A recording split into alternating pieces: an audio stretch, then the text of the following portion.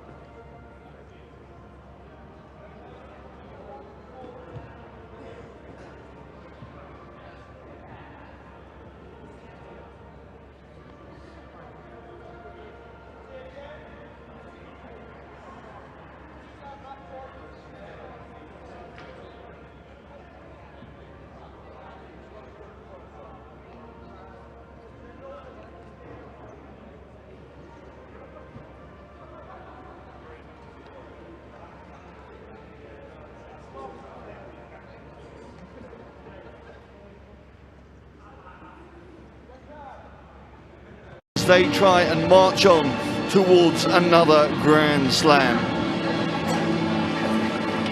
Well, it's Wales hosting England.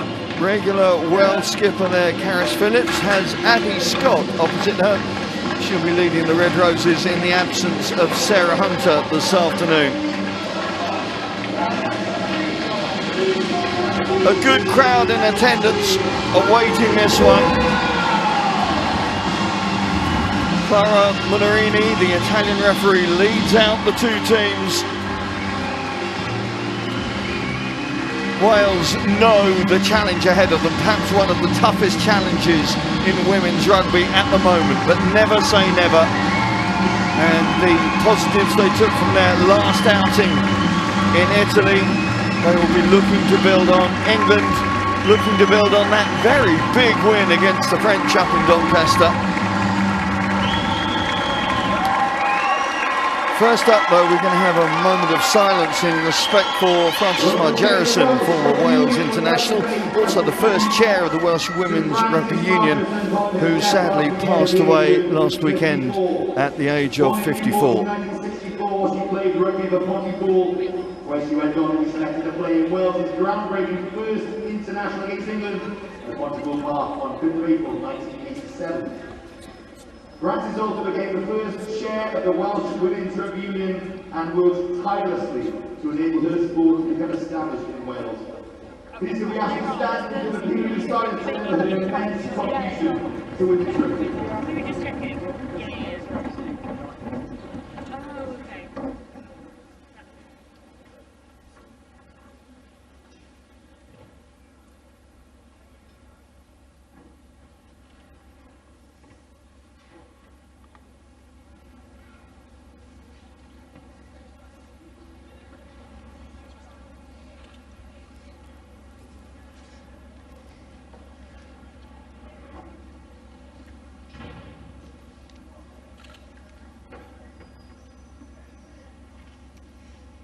Thank you very much. So now for the national anthems, the Lewis Merthyr Band and the Cardiff Blues Choir leading God Save the Queen for England, and of course for Wales, My Hen Vlad Ven Hadai.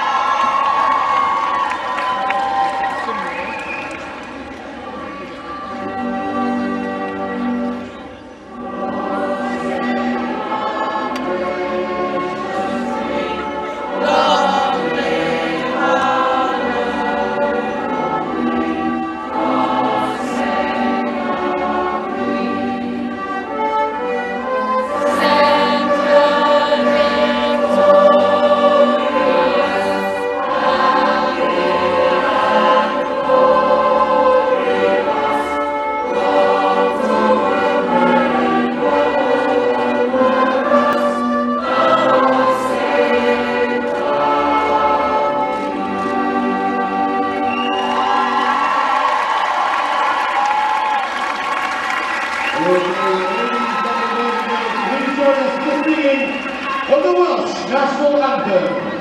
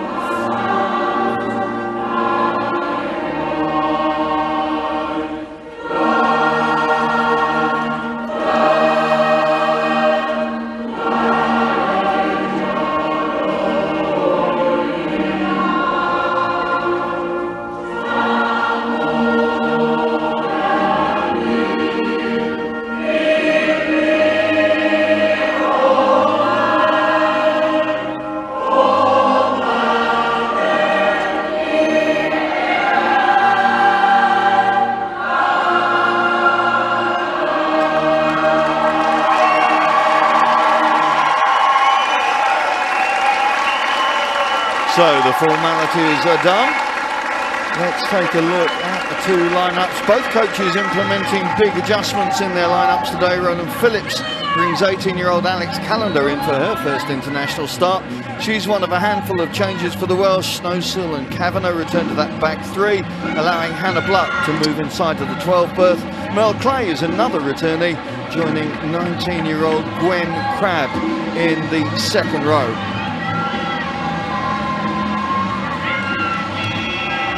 Well, that's the Welsh lineup. Here's the English lineup. Rachel Burford makes her first appearance of this Six Nations campaign. The Quins captain slots in alongside Zoe Harrison in the new-look England midfield. Abby Dowles in the vibrant back three with McKenna and Breach. Natasha Hunt, another World Cup winner, gets the 9 shirt for the first time in a long time. Up front, Cockayne starts, Packer and Beckett start in a revised breakaway unit that includes Poppy Cleal at number 8. There's 7 changes in all from Simon Middleton. Plenty of young talent on both benches looking to make an impact. Delighted to be joined alongside me by former Wales international Philippa Tattiett. Philippa, what do you make of those two lineups? I think changes on both sides, but for slightly different reasons. I'd say England are looking maybe to just fully utilise their squad, resting some more experienced players and trying some different combinations, whereas Wales are actually looking to rest their youngsters, like Lauren Smith, Manon Jones being taken out of this game. But the tactical implementation of Hannah Bluck in the centre with the defence and Eleanor Snowsill at fullback to manage the game is very interesting. Clara Munarini from Italy getting her first Six Nations game underway here in a sun-bathed Cardiff Arms Park. Wales took so many positives out of that trip to Lecce in the last round, albeit it ended up with a 3-all draw. That try that almost was from Jazz Joyce just rightly being ruled out for a forward pass. England with that big win over the French. Sarah Beckett takes them up to the 22 for the first time. Mo Hunt in as that feed, as we've seen her so many times before. One of the 3 returnees from the Sevens programme. Emily Scarrett and Jess Breach, the other 2. Scarrett not in the squad, that foot injury precluding her involvement. There's a lovely take from Abby Dow, the Wasp swinger, getting hands on the ball early on. And already that red line having to scuttle back towards their own posts as England try and build up the momentum in their attack. Good defiant defence though, particularly from Amy Evans. So impressive she's been thus far. There's the opposite tight head, Sarah Byrne, and Byrne gets the first score.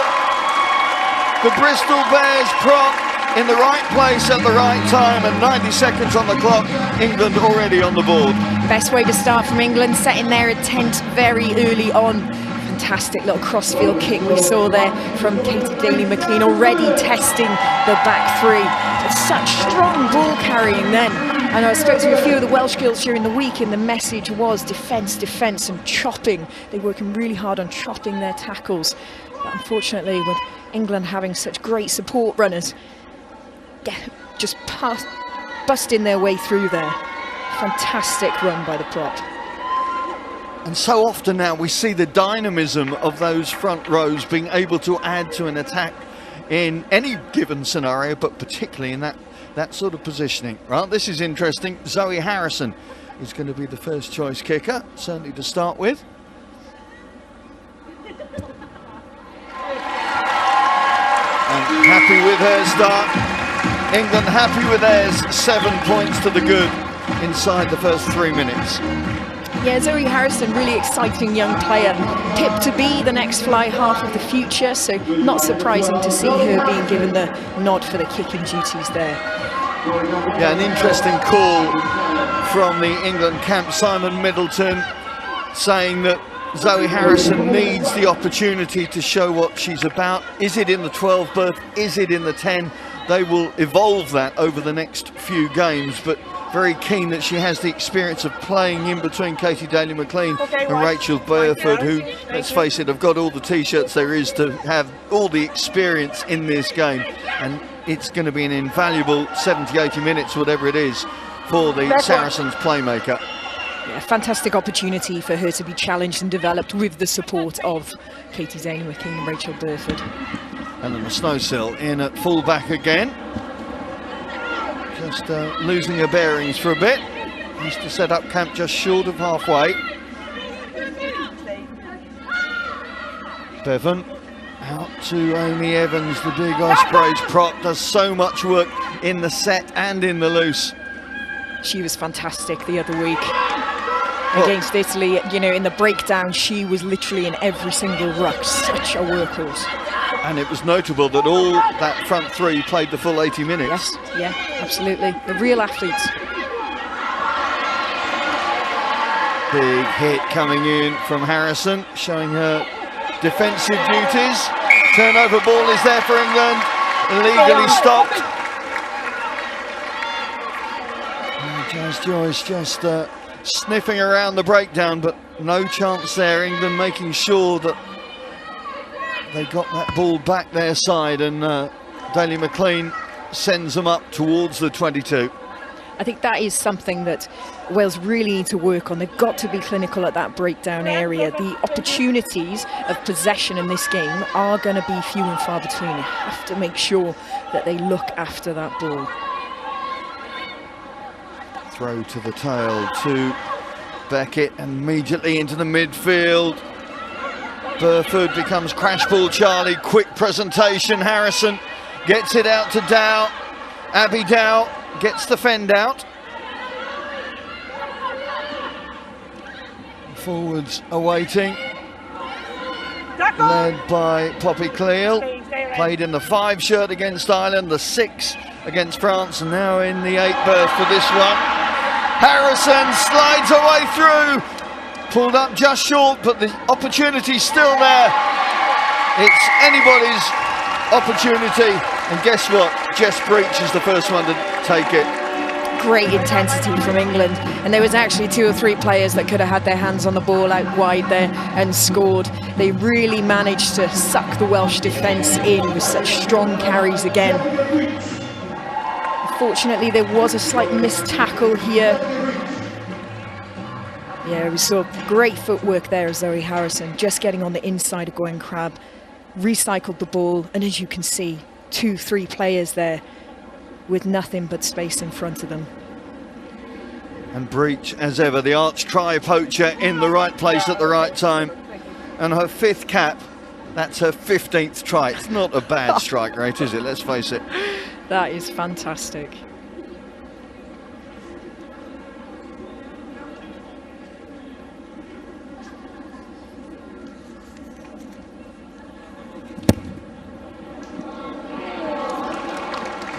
Good attempt by Harrison, but it's not to be for this one. But England getting out of the blocks very, very quickly this Sunday lunchtime. You know, England so far in this campaign, well, bar the 2 tries here, they were up to 15 tries before they entered into this game. On average, that's 1 try every 10 minutes. That's insane. Well, we've had 2 tries inside the first 5. So, yeah, England working at their averages, let's put it that way. Hunt and Breach just sorting out who's going to take the contact with the ball. Good work from Hannah Jones. Joint top try tackler in this Welsh outfit. Siobhan Lillicrap, the other one, and she has been monumental for the Welsh. Took the player of the match in that game in Lecce. Big clearance kick. Wilkins weighs up the options, little dab over the top. Hunt, happy to see the ball drop out just short, but Wales for the first time in this game getting up towards the English 22. That was well fielded by Robin Wilkins then. Eleanor Snowsill had been involved further up on the field, so Wilkins worked really hard to get back there to field that kick. Potentially, I think she would have been looking to keep that in field and to try and get Jess Kavanagh, get her hands on the ball, but equally, it's still a good point to push England back to. Amy Cocaine's darts are accurate first up. And the ball goes out to Cleal once again. McLean biding her time, aware of what was on, and Cocaine trying to open the door for Abby Dow, not quite working, so England rescue the movement and go again. Here's the skipper. I think Amy Cocaine was looking for a switch option then. She really dragged the Welsh defender across quite well. Unfortunately, winger didn't quite read it. Snowsill. Great follow-up from Marley Packer. Where the ball is, Packer tends to be as well, and that's the destructive tackling that she brings. Hunt wanting to up the ante. Kavanagh. Well, Hunt just getting a little bit too enthusiastic there, apologising. Yeah, I don't think there was anything malicious in that. I think Jess just lost her foot in slightly and slid kind of into that tackle as well.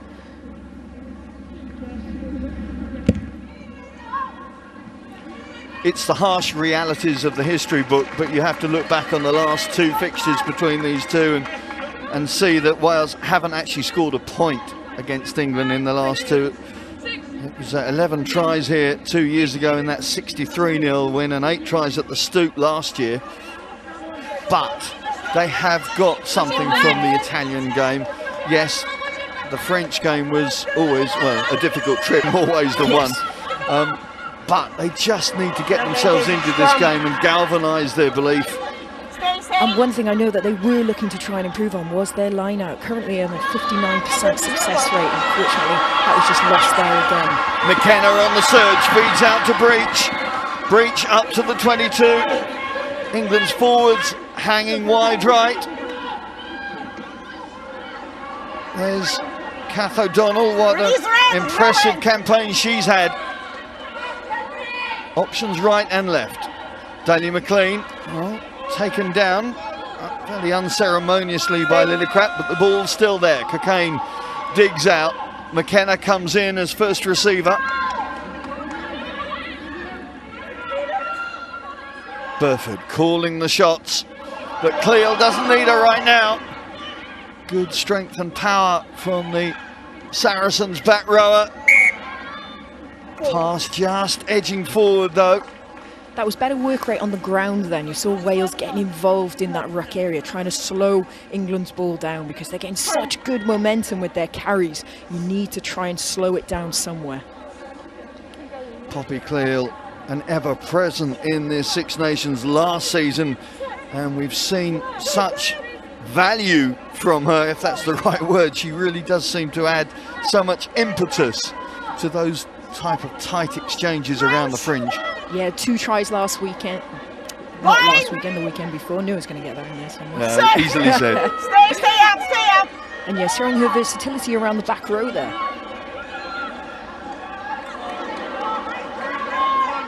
Stay wide. Wales having to struggle through the pick and drives to get themselves into a better exit position, but they're doing it. Good continuity, but suddenly the ball goes loose, and this England attack needs no second invite. Passing not quite accurate enough there, and it's Breach who has to fall to the plastic. England go again, but from a little bit deeper. Harrison calling the shots, the little dab through, the awareness and anticipation from Snowsill. Yeah, I think that's why Snowsill's been brought in, not only for her boot, but also she can anticipate exactly when those kicks are going to be coming in. Her fielding skills are really very, very good. Breach up very quickly into the face of Jazz Joyce there. Getting off her feet though, not releasing, means that Wales will have the penalty to get away from trouble for now.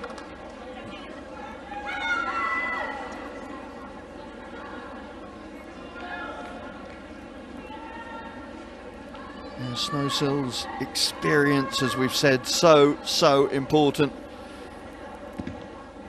Go back to Wales' last win over the English which was somewhat 4 years ago now. She was one of the few players from either side that was present in that match. Yeah, back in 2015 down in Swansea, a fantastic crossfield kick by Eleanor Snowsill, actually pretty much won the game. Caught by winger Laurie Harries. Still had a few defenders to beat and ended up scoring under the post. Fantastic try that was. And the other two, Carol Thomas and Karis Phillips, the front rowers. Lillicrap muscles her way up. Wilkins trying to release Kavanagh. Dow tracks her prey and brings her down on the 10-metre line. Heavy counter-rucking coming on from England, putting pressure on the ball, and suddenly it's loose. And yet again, Kath O'Donnell seems to be in the right place at the right time. Hunt senses opportunity and space. Wilkins back there, and Snowsill, the release valve, back in her own 22, but doesn't find touch. And England will go again from halfway. McKenna scored that lovely try that wasn't in the French game. Wonderful slalom hit and run, but it was cancelled in the end for a problem at the scrum. That was a fantastic take from Abby Scott. Cleel again. Daly McLean into Packer in midfield this time. High shot.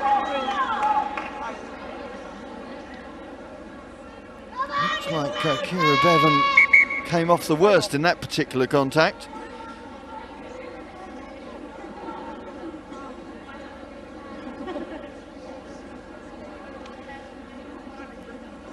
Wales have been pummeled in this first quarter of an hour, but they've stood up to the task thus far.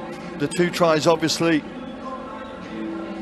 been the discrepancy in that, but they really seem to be holding that line at the moment as hard as they can in the face of what has been a flurry of England attacks. Roland Phillips this week very much emphasised keywords of work ethic, team spirit, commitment to defence. So have no doubts about it, no matter what the scoreline, Wales will keep defending hard. Just hope that they get the opportunity to show what they can do in attack as well as defence. Yeah, they've been working hard during the week to try and keep that communication, that diligence almost, to make sure those one-on-one tackles are intact. It has been, well, as Roland Phillips said to me yesterday, there's going to be some big ticks in smaller boxes that they will achieve through the course of today's match. It's very much about developing these players, developing this squad together. So he talks about, ticking the smaller boxes. We're going to be looking at more individual performances and make sure they rise up. Got the likes of Gwen Crabb there in the second row, Hannah Bluck in the centre. So we'll be looking to see them individually kick on as much as together with the team. The kick works for England despite the desperate attention of Jess Kavanagh. There is experience personified. The Loughborough Lightning fly half, Katie Daly-McLean, made her debut 12 years ago in this tournament against Scotland. 105 caps later, here she is at Cardiff Arms Park. And a new member of the 500-point club as well. Yeah, I can't believe there's many of those. England pressing again. Pick and drive has worked. Who's going to be bottom of the pile? Marley Packer is getting the celebration, but I don't think she's got the ball. No, it's Abby Scott. The captain gets a 5-pointer, leading from the front, as she did against the USA in the autumns. Yes. Quinn's second rower makes sure England get their third try just after the quarter of an hour mark. Yeah, only the second captaincy run for Abby Scott, but she's certainly embracing it. It's so hard to defend against. Wales really needed to get a few more bodies behind that. You had about 5 or 6 English girls with their hands on the ball there, defended by what looks like only 1 or 2 Welsh players, so potentially need to up their communication a bit there. I'm going to change that call because I've just seen Marley Packer pick up, and I don't want to get on the wrong side of Marley Packer. She was the pick and drive, as you saw from that particular shot. So yeah, that try goes to the Saracens flanker. good to see her back as well. You know, she picked up an injury in the first game, seems to have been well rested and back to full fitness now.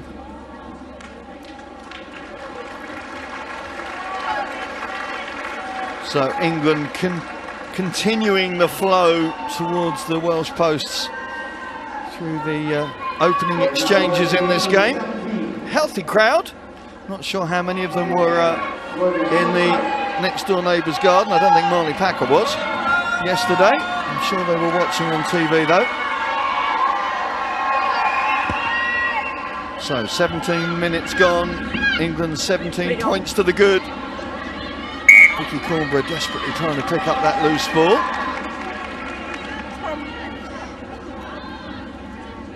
It was great speed by Amy Evans then. She was pretty much over 10 metres neck and neck with Jess Kavanagh-Williams to get under that ball and cause that disruption there. And Vicky Cornborough is going to feel her strength now as well in this scrum. Amy Evans, one of the strongest, I should think, in the front row as a former international weightlifter.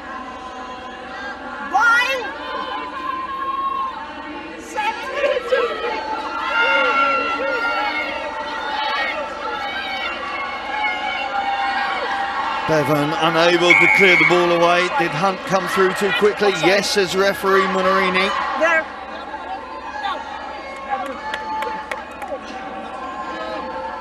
And that's what One Rowland talks about, sort of little victories. That's a little victory for Wales. They will take confidence from that. Just slowly pushing the English back, working their way up the field. And therefore the key is being able to add and stitch those little victories together to get some momentum, to get some impetus in the game. Yeah, that was one of the most frustrating things about the game against Italy, was just the momentum shift constantly. Wales couldn't keep it together long enough to be able to create attacking opportunities. That's something I know that they do want to try and work. But once again, unfortunately, line-out hasn't worked for Wales. Yeah, that Welsh line-out not secure enough and allows England an easy exit, an easy clear. Snowsill says, Jazz Joyce, take a look down that flank and see if there's anything on. The Olympian winger runs into trouble. Wales have to go again with Carol Thomas. Bevan looks to a loaded 15-metre channel on that right-hand side. Change of option works. Snowsill. Phillips trying to keep the momentum now. Crabb and Clay, the Welsh second rowers, trying to make a difference. The little semi-breach of the line from Wilkins, but the ball goes loose and it's England first to react. And England looking to go from their own half. McLean, Daly McLean stabs it through. Abby Dow in chase. Snowsill with a bit of time to recover, but the awkward bouncing ball. And the England winger up on her back as well. Wales slow in getting back to support their fullback there. Initially, Jess Kavanagh-Williams did a great job of getting back and securing over Eleanor, but then you just needed a few more Welsh players to join in to secure that ruck. Just a little bit slow to react, but safe to say England were there in plenty. It's a great kick through, really turning the back three. That's what you want from an attacking kick. You want to get in behind the back three. I'm sure grass pitches would be fairly hard on a day like today, but on the 4G surface, those kicks are so awkward to control, especially when you're in retreat.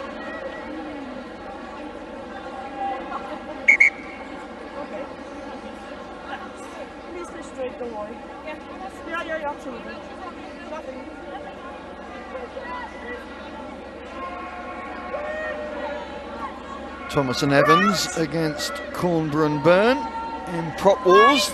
Certainly to start this game. We move into the second quarter.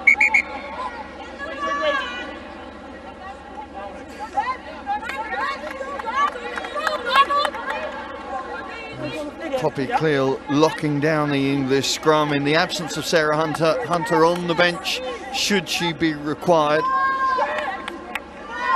The exciting new Hannah Bottoman, who was just everywhere when they played against France, breaking as if she was a centre through the pitch, is also on the bench. You may see her See a bit of her in the second half as well. Cleo allows Hunt, or does she? Hunt desperate to try and get her hands on the ball. Again, Daly McLean uses the kick option, and again it works. As it did against France, it does against Wales. Once again, Daly McLean sets up a try for Jess Breach. Well executed by Katie Daly McLean there, pinpoint accuracy. It'll be interesting to see how the Wales were lined up against that, because it really seemed like Jasmine Joyce was nowhere near her. So I'm not quite sure how the Welsh line got sucked in so much there. Okay, check in now. Interesting to see on the replay now. Thank you. Yeah. Didn't hear that. What did she ask? An offside.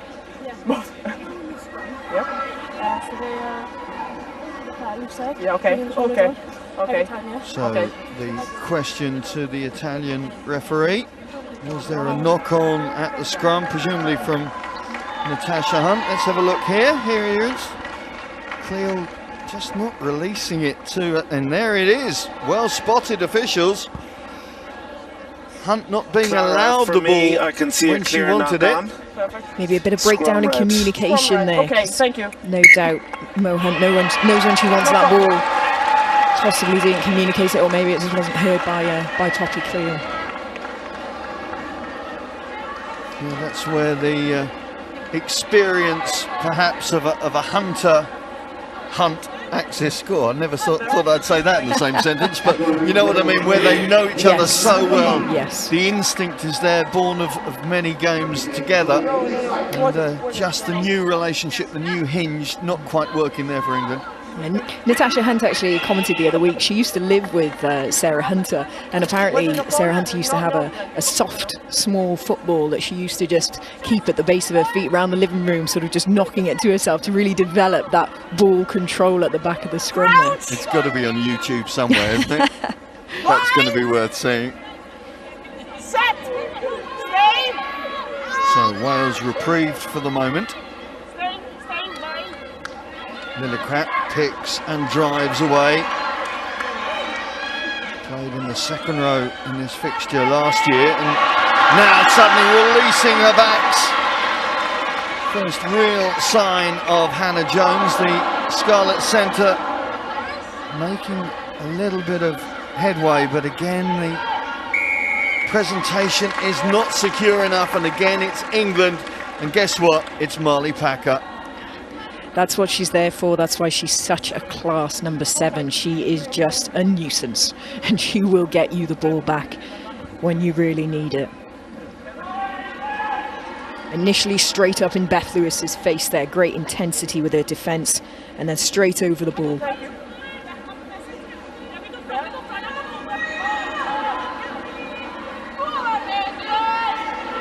Cocaine hits her target, it's the skipper. The forwards drive on, but is there truck and trailer? Is there somebody ahead? I think the ref has spotted that. Little bit of handbags going on there, wouldn't be the same.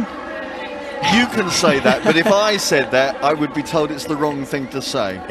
Well, come on now. It's Wales v England, you're going to have a little bit of argy-bargy. I was thinking of the gender call more than the opposition. Here we come, England again.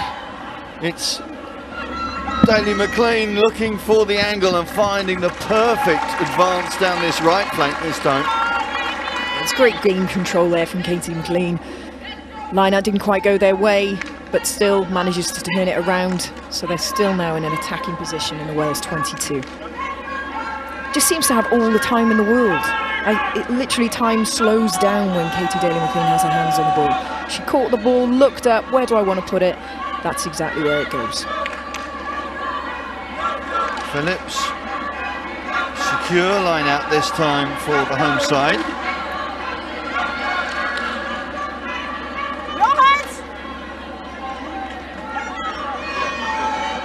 Wales trying to drive their way from the try line.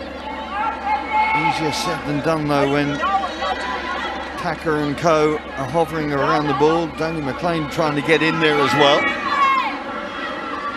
There's Alex Callender. Made her first debut, I should say, in that French game, the first one. Now making her first start for her country. Exciting young player there, quite experienced with the under-18 sevens as well, so it's great that we've got young girls coming through, forward, strong, powerful, but still have that agility and that awareness that you get to develop in a sevens programme. And you look at Manon Jones, 18, Lauren Smith, 17. These teenagers coming through know no fear. They don't know the history, they weren't part of it, so therefore they can go forward without worry, it would appear at the moment. And I think just generally, the sort of younger generation now, they kind of have a just live for today attitude, which is great. And they're certainly taking their opportunities when they get them. McKenna sets up England's stall once again inside the Wales 22. Hunt feeds out to O'Donnell, the Loughborough Lightning second row. Smart lady as well, doing her masters in business psychology. There's Byrne on the break again. Hunt's inside her, but she doesn't need her. Sarah Byrne. Well, that is just ridiculous. Tight heads are not supposed to score tries like that. Tight heads are not meant to step like that. Oh my days, I want to see that back in slow motion. I mean, Eleanor Snowsill is a fantastic fly half, but she got less for dust then. Watch Sarah Byrne now. Watch this fake, complete sideward step. Fends off another defender coming in. That initial line was timed so well to break through the Welsh defence. Unfortunately there, Jazz Joyce needs to go a little bit lower, but I dare say with the intensity Sarah Byrne was running then, even if Jazz had gone low, I think her momentum would have taken her over anyway. A Byrne brace gets the bonus point for England inside the first half an hour.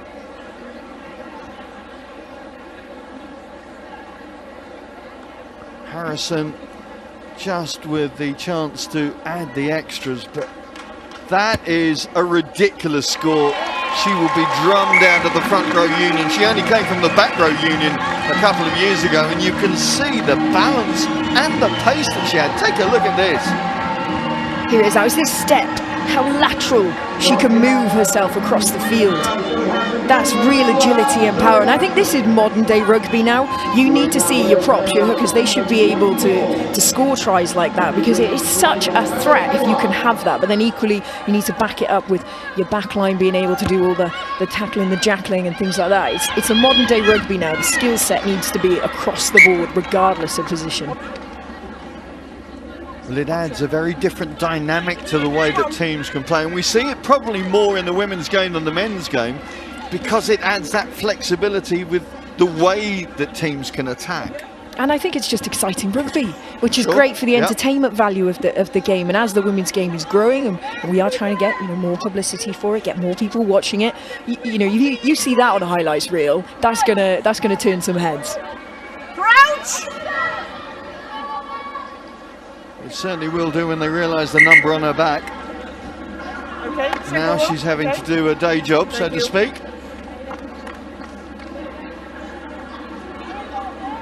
Speaking to Keris Phillips in the week, the scrum is something that they were looking to target. I know initially England weren't 100% happy with their scrum against the French, but it certainly did look to improve as the game went on. Well, England have had such a first half up in Doncaster. 24-0 at the break was, well, more than they could have hoped for.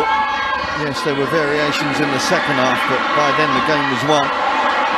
McKenna and Joyce tussling under the high ball. It was interesting that second half against France, letting France score 4 tries in quite quick succession. And I think that's why we're seeing such a good defensive effort here, because I know that Simon Milton in particular, was obviously not pleased with that second half defensive effort. So I think today we're definitely going to see a very committed and intense defence from England. First real chance to see Hannah Bluck and her physicality testing out the England defence. Normally a winger, but moved into the midfield for this game. There's another physical specimen. That's Amy Evans. Pick up and drive from Lillicrap once again, but the ball goes loose. And no matter where England take possession, they know they have the skill set to work and attack. Good work from Jess Kavanagh. My goodness me, she needed to make that tackle count.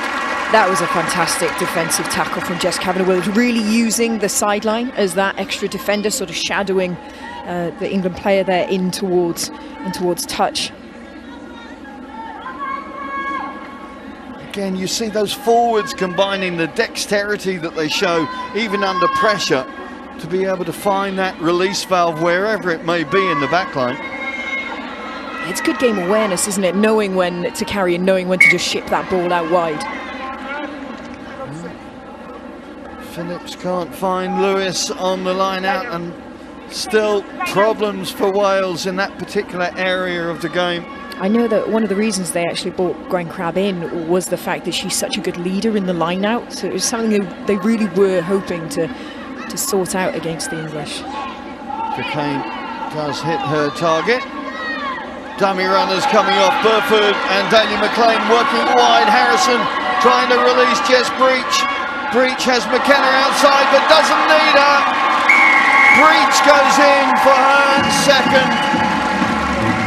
And all the pressure that England have exerted on Wales in this first half now, the gaps beginning to appear. That was great strength by Jess Breach, then fending players off, showing her agility, showing her pace, but also showing her strength. That initial break there from Rachel Burford, linking up nicely back with Katie Daly-McLean, spreading it out wide. So that initial bust through one tackle, fends another defender, and then scores out on the wing. Look at that ball transfer as well, really confident with the ball in hand. Well, this sort of track is made for somebody like Jess Breach. She will be loving the chance to show her sprinting and finishing skills. Started with a half-dozen tries against Canada, then added with a handful of tries in the next game, so everybody was well aware what Breach could add. Went on the 7th circuit for a bit, now back in the 15s, and adds such a cutting edge, such a threat out wide. She is a fantastic winger, and the messages I hear from the people in the camp is her work ethic as well. You know, it's like the high balls was something that she openly admitted to, saying she wasn't that confident going under. So she's been working with Katie Daly-McLean to make sure that she is solid. And as we saw last week against France, she is absolutely on the money with those high balls now. Player of the match in that game at Doncaster, Cocaine. Make sure that that ball was going nowhere but her own particular breadbasket. Here comes Cleal again on the burst. England making the most of what is seen as superior fitness. Of course, we're going to revert to the professional amateur argument, but there Wales getting the best at the breakdown. And that was fantastic work rate by Alex Callender. She actually made the first and the second tackle in that little phase of play. Made the tackle straight up to her feet, back in the defensive line, and then they even got the turnover as well. 10 breakdown steals for the Welsh before this game. That is an impressive stat on its own. It shows the diligence and hard work that they do in trying to execute those small victories, as you said earlier on. Yeah, and it is a fantastic stat, but at the moment, that's kind of all it is, because we're not building enough momentum off it and creating enough opportunities or being clinical enough with those opportunities. So it's great that they are turning the ball over, but Wales have to make the most of it when they do that. Line-out functions. Mel Clay provides the ball, and Phillips gets in the vanguard and drives them all. The crowd trying to urge the team in red onwards. It's been a long time since they've scored a try. Over 5 hours and 20 minutes before this game started, so it's heading towards the 6-hour mark against English opposition. Psychologically, it would be huge for the home team if they can finish this one off.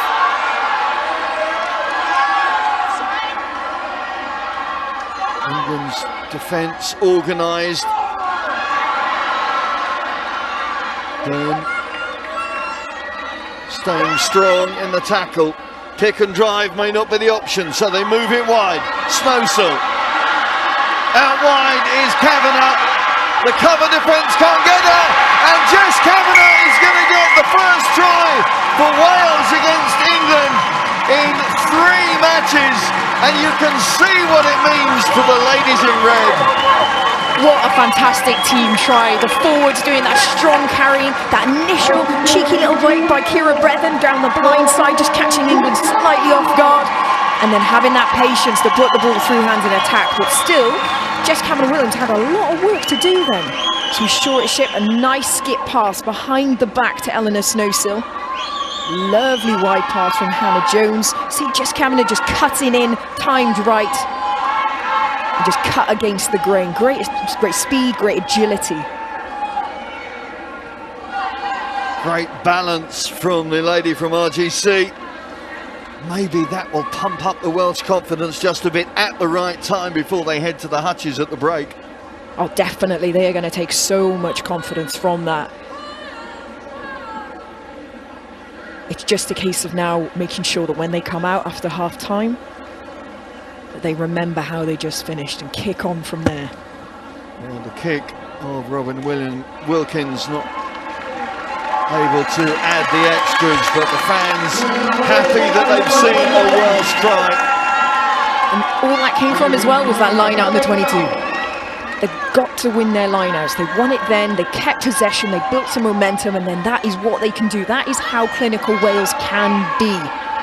And in Joyce and in Kavanagh, they know they've got finishers out wide given the opportunity. Incredible finishers, incredible finishers. Just need to give them that opportunity. Well, England have had a reminder, should it be needed, that Wales are going to play their part in this matchup. England looking to make something happen before the break in response. Scrum red. Yes!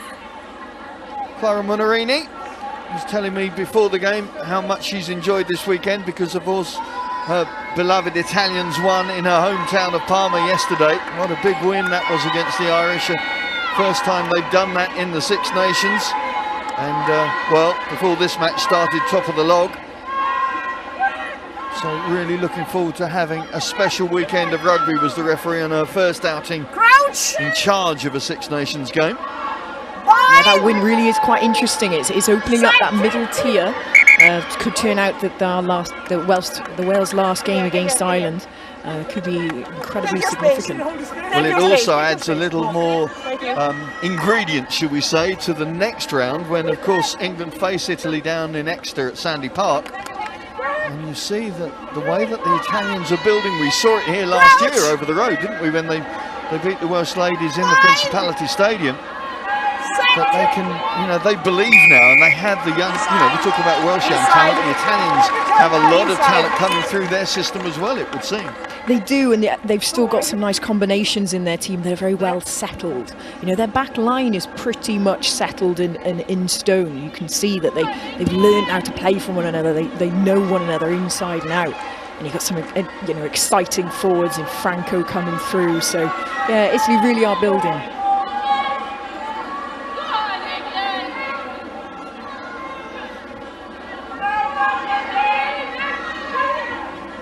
Phillips makes it 2 out of 2 in the line-out. Stakes are recent, the crash ball.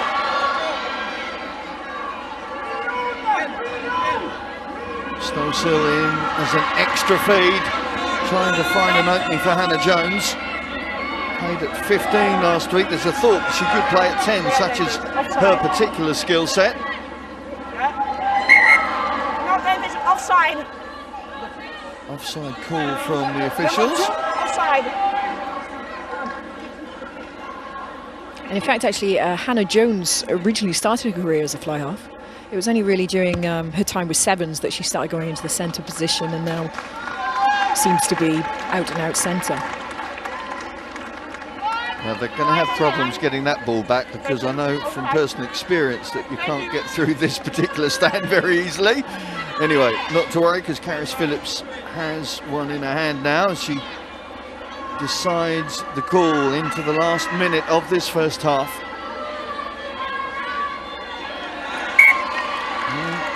Problem seems to be on this side. Not straight. Squint throw once again. Yeah, okay. Line out or scrum? Line out. Caris Phillips, who's been busy recently, just started up her sports massage business. I can imagine that is a painful experience with the strength that she possesses. Needing those muscles. The Wales now just need to hold firm to go into that half-time huddle. Wait for the ball around, not too late. Make the most of that try scored just to galvanise some belief, some confidence in their game. Abby Scott will be wanting to make sure her team keep on target. And she is at the front of the line. Oh, interception almost from Hannah Bluck. You could see the England attack opening up. There is the half-time call. England with a handful of tries to give them a 29-0 lead on top on the scoreboard. Kavanagh coming back for Wales. England though in the lead at the break, 29 points to 5.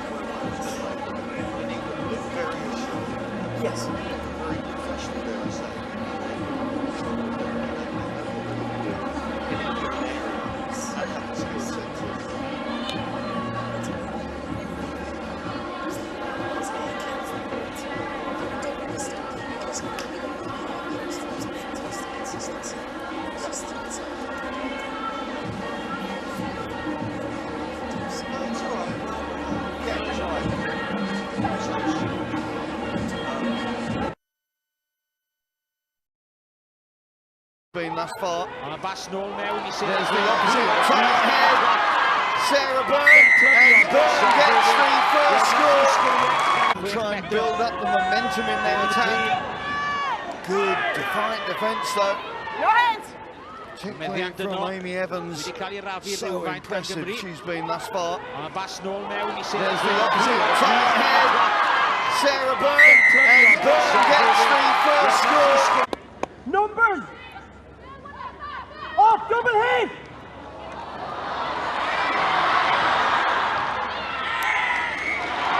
From Amy Evans, so impressive she's been thus far. On a bass null now, and you see there's the opposite try ahead.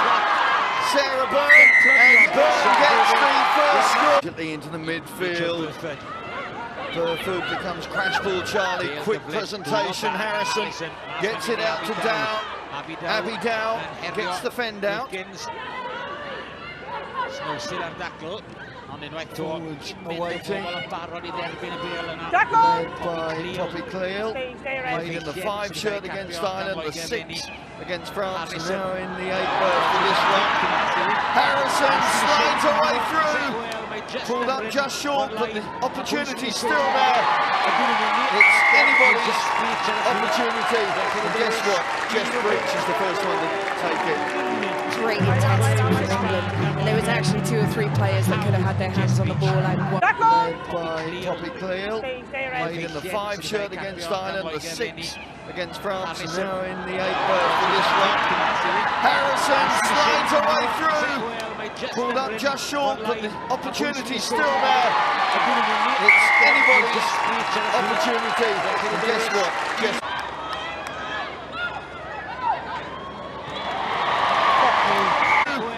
Pulled up just short, but the opportunity's still there. It's anybody's opportunity. And guess what? Jess Breach is the first one to take it. A new member of the 500 Scott. I can't believe there's many of those. England pressing again. Pick and drive has worked. Who's going to be bottom of the pile? Marley Packer is getting the celebration, but I don't think she's got the ball. No, it's Abby Scott.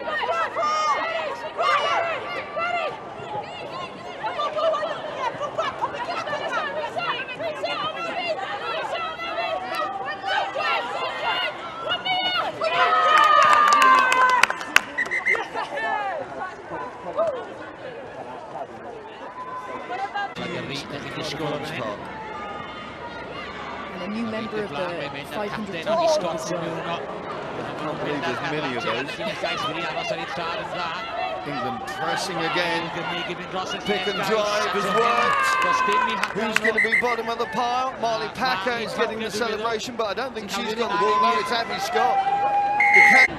Smart lady as well, doing her Masters in Business Psychology. There's Byrne on the break again. Hunt's inside, but she doesn't need it. Sarah Byrne!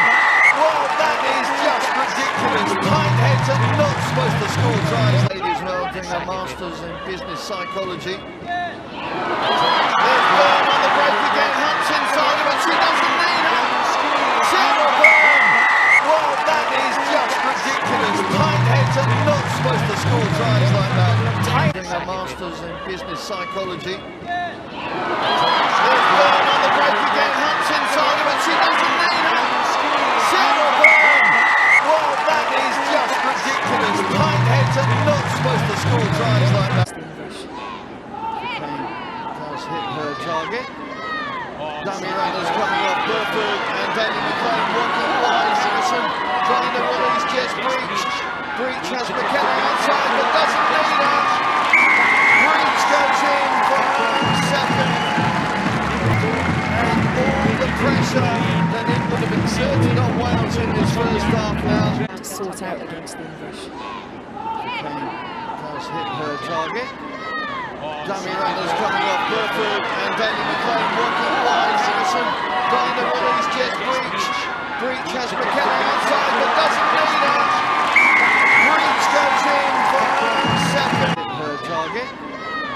Dummy runners coming off Burford and Danny McLean working wide. Simpson trying to release Jess Breach. Breach has McKenna outside but doesn't need her. Breach goes in for second. Strong in the tackle. Kick and drive may not be the option, so they move it wide. Snowsuit. Out wide is Canada. The cover defence can't get it. And Jess Canada is going to get the first try for Wales against England in 3 matches. And you can see what it means to the ladies of Britain.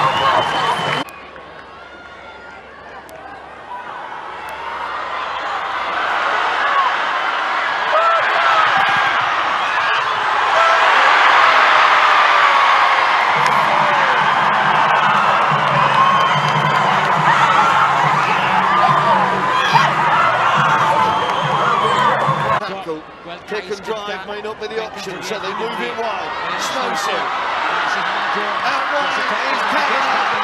The cover defence can't get it. And Jess Canada is going to get the first try for Wales against England in 3 matches. And you can tackle. Kick and drive may not be the option, so they move it wide. Snowsuit. Out wide is Canada. The cover defence can't get it. And Jess Canada is going to get the first try for Wales against England in 3 matches. And you can see what it means to the ladies of Britain. Kick and drive may not be the option, so they move it wide. Snowsuit. Out wide is Canada. The cover defence can't get it. And Jess Canada is going to get the first try for Wales against England in 3 matches. And you can see what it means to the ladies of Britain. What a fantastic team try. The forwards doing a strong carry.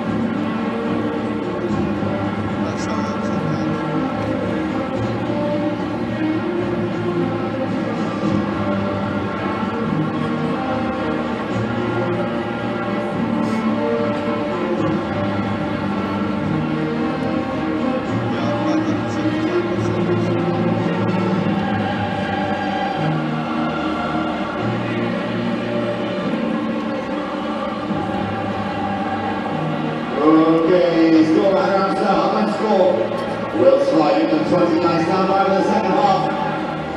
As we welcome them onto the pitch. First up, our visitors, Royal England.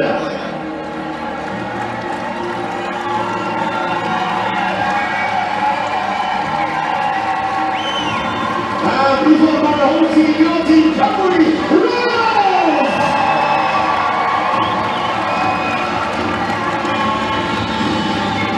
Welcome back to sunny South Wales as the two teams return.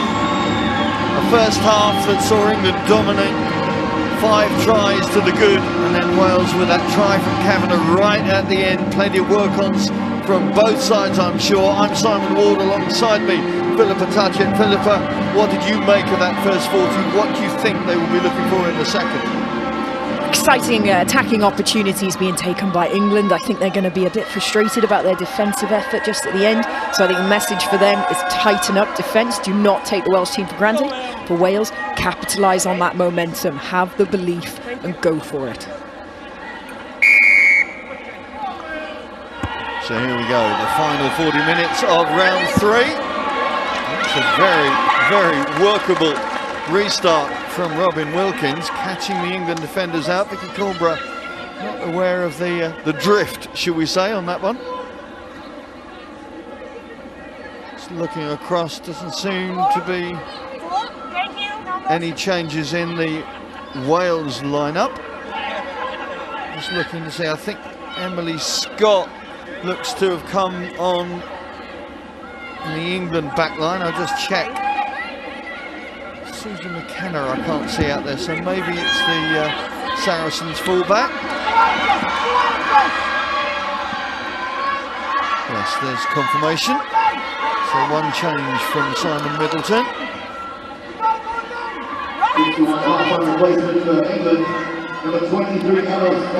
Wilkins out to Gluck.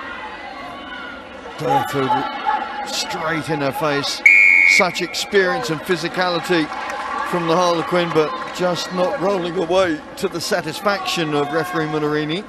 Yeah, made a good dominant hit there on Hannah Gluck, but unfortunately Rachel Burford just caught on the wrong side of the ruck there, so preventing the ball from being played. So it's penalty to Wales.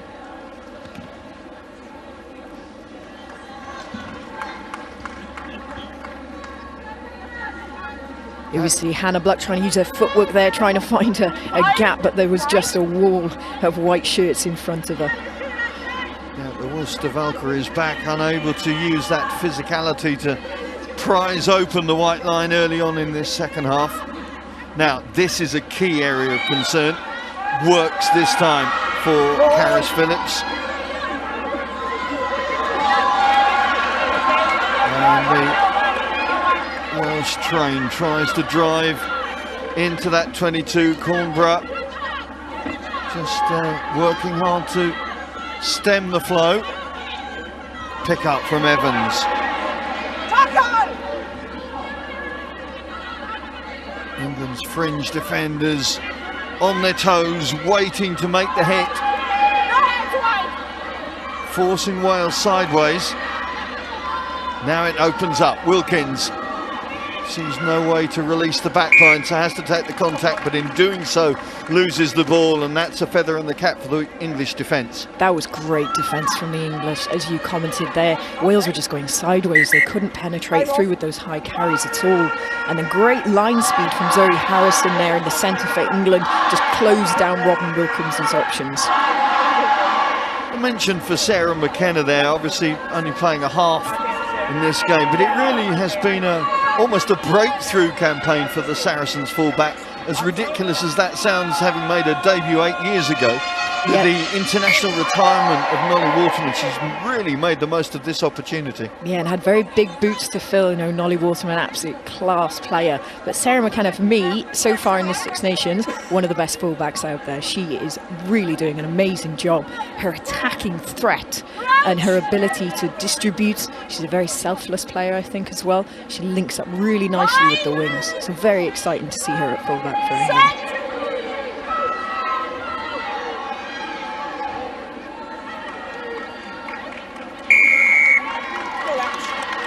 Peel unable to clear that scrum, but Burford and co will look to get away from this danger area.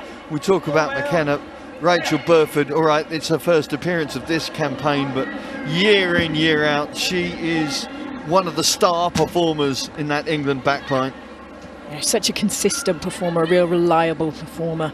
Again, a very selfless player, true team player.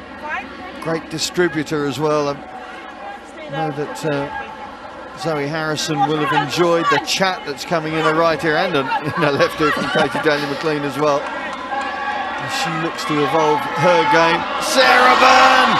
Byrne hunting a hat-trick. This is ridiculous work from the prop. Well, England making the most of that burst. The little kick through, the ricochet, how's it going to fall? Callender first to react. Stay on white. And yet again, No heads.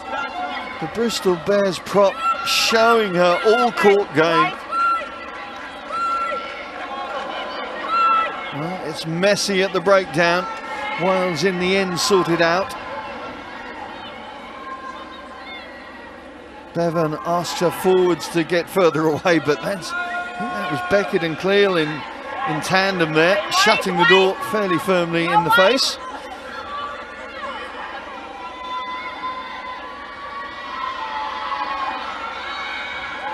Maybe that was a pass that Kavanagh was not anticipating. It does well to present and get the call as well. Rock is forward. She worked well there to secure that ball, but I think potentially Wales could have looked at maybe a box kick then and try and bring Jess Kavanagh-Williams in that way, challenge the English back three under that high ball. But you go back earlier to Sarah Byrne's break, and that's where Katie Daly-McLean maybe doesn't get as much as credit as she should, because yes, it was a fantastic run by her, but actually it was Katie picking her. There was a few options that she could have chose there. You see a cluster of runners, but she knows exactly the right one to pick with the right pass, and that's what gave Sarah Byrne the opportunity there. Yes, we talk about the variety, the options that are available for England in attack. And there you saw very starkly the options that Katie Daly-McLean had. She picked out Byrne and made a lot of progress as a consequence.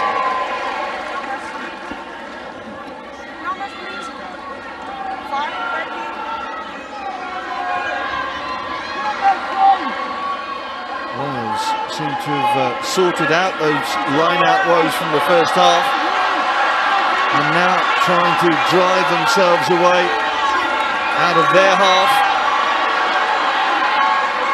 Bevan. Great drive from Lily Pratt, the head of rugby at Swansea University, again leading her national team. So important. Most ball carries, most metres made before this weekend, let alone her defensive duties. The key character, Amy Evans, in as first receiver. Good tackle coming in from Beckett. Brother Charlie also represented England. The under-20s, I think he's playing at Jersey now from memory. Good kick by Robin Wilkins there. Just feeling they lost a little bit of momentum, so puts the ball to the boot, push it down. I think she would have preferred to have got a little bit more distance on it, but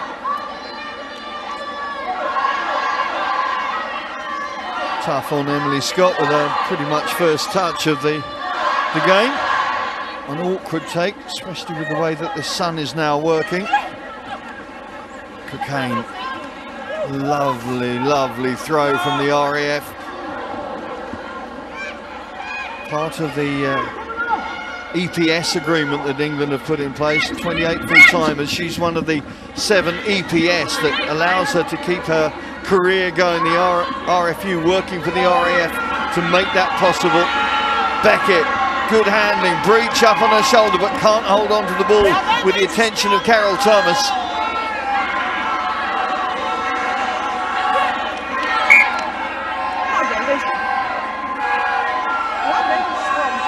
Josh Breach's knock-on is going to give Wales the put in to this scrum.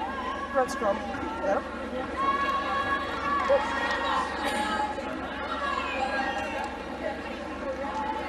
Yeah. I'm not sure she was quite expecting that pass to come to her. You could barely even see it, just popped out into her hands. Unfortunately, couldn't keep control over it. Crouch! But Scott Beeman, the attack coach, will be pleased to see the wingers coming off, looking for that little top ball that maybe they used to hang wider, and keeping the flow in England's attack. Lillicrap trying to get the flow into the Wales attack, albeit they're still inside their own half. Again, Amy Evans happy to do the hard yards. There's her fellow prop, Thomas, and suddenly the transference is there for Wales. Good tackling coming in from England though. Wales up to halfway. Usually they're very clever by Hannah Jones. Wasn't quite held on the ground, so just got straight back to her feet. So gained just a couple more meters, get that momentum going.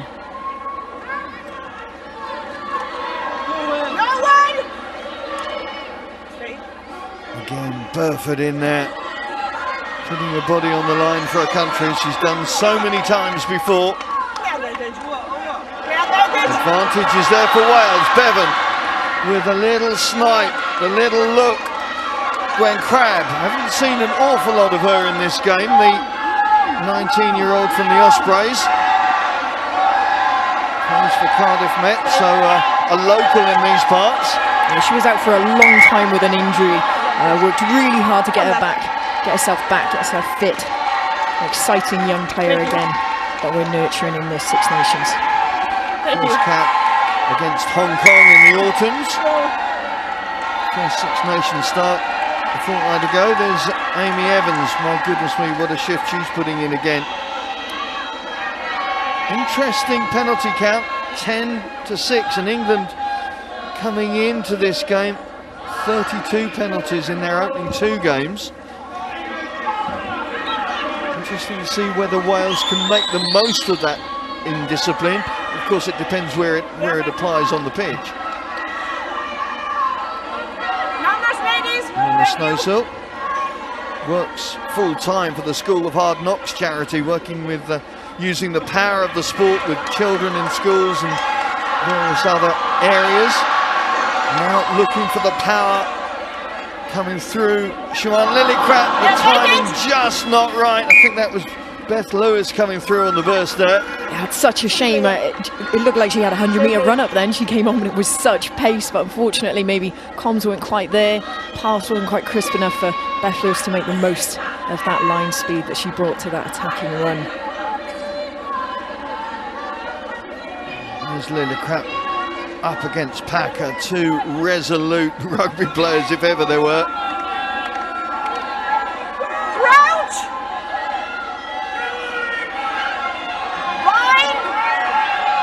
So just under half an hour to go of this game. No points since the break. Again, Cleo just struggling to control that ball at the base. And in the end, the call is against the English front rows. And again, little victory. Every time that this sort of thing happens, Wales will be taking confidence from it. I dare say they're looking at the points now. They have had, 10 minutes now since the half. It's pretty much all been down in England's half. Interesting that they're going to go for the kick here for the line out.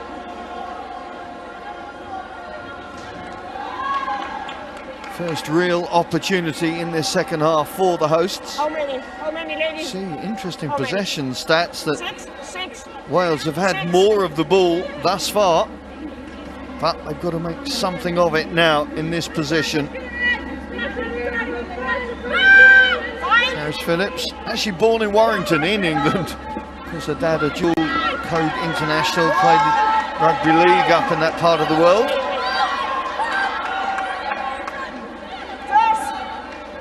Bevan waiting for the ball to be allowed to be released. Wilkins throws out Snowsill in as a sort of second receiver outside the fly half. England able to cope with that particular threat. Wales have to reboot the attack. Jones.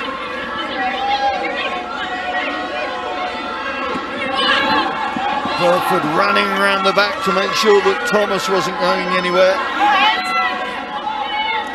Calendar just having to stall the flow of her run there and didn't allow her to get too much headway over the game line, but the ball is still there for the Welsh. Beth Lewis.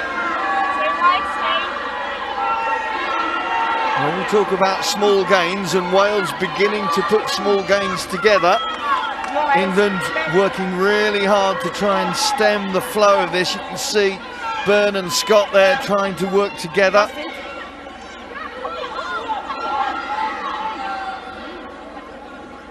Wilkins gets the call from Hannah Jones. Release them! Kavanagh trying to find the line through. There's turnover ball there for England, or has it come back Welsh way? No, it's still there for the home side. This time they try and test out the fringe defenders. That unfortunately is the risk in that wider channel. They run like a slice move, so you've got two players running in opposite directions. The one that gets the ball, the other one needs to change their direction super quick to get in and secure the ruck, otherwise you can risk losing it. And the attack comes to naught as they lose the ball, and England quick to secure possession. Again, Burford at the forefront of their defensive duties there. Interesting times for England with the way that it's working. Obviously they appear to be marching on to another Six Nations title, maybe a Grand Slam as well, but bigger picture, of course, they'll be looking towards, well, the Barbarians game at Twickenham the end of May, which is big news recently, great news. And then, of course, the summer tour, whether, I can't remember whether it's USA or Canada, but it's certainly North America, where they're expecting New Zealand, maybe France as well. Some of the big teams in World Rugby meeting up, and another marker for England to test themselves against. So the development is always in the mind of Mrs. Middleton and co, with the way that England are playing.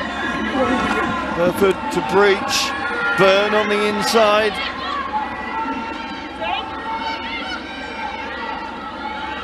Cornborough, the other prop, wanting to show what she can do with ball in hand.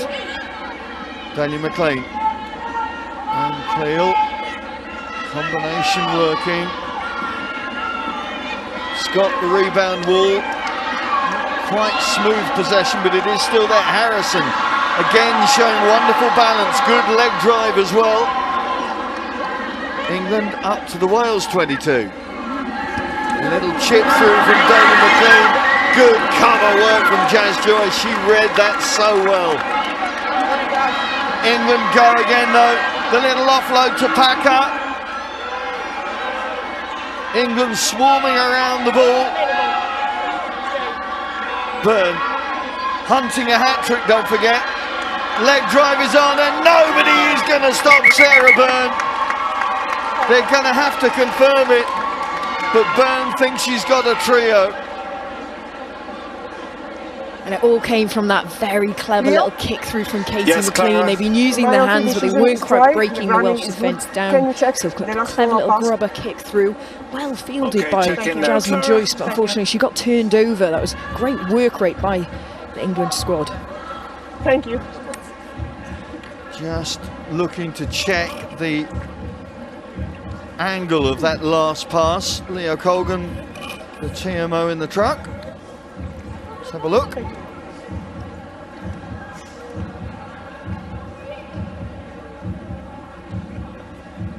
Don't see any problem with the angle there. Byrne certainly finishing things off.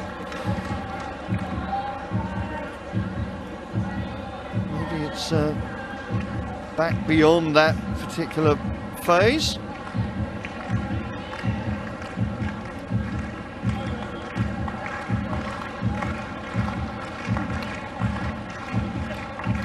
The pass before, yeah, the pass before. Just about keeps Still checking control of the ball there, I think, for the touchdown, but is it beyond? Let's have a look at this phase of play. Cleel and Packer there.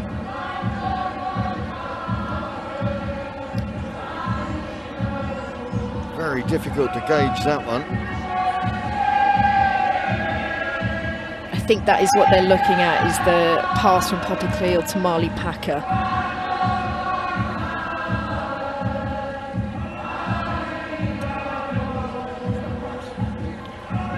You can see the two back rows combining, but the situation difficult to see whether that, as it was, out of the back door pass. Not backwards, there it is. Clara, Yes? It's very Here's the difficult call. to see. we've one more angle here. Okay. This may give us a better idea.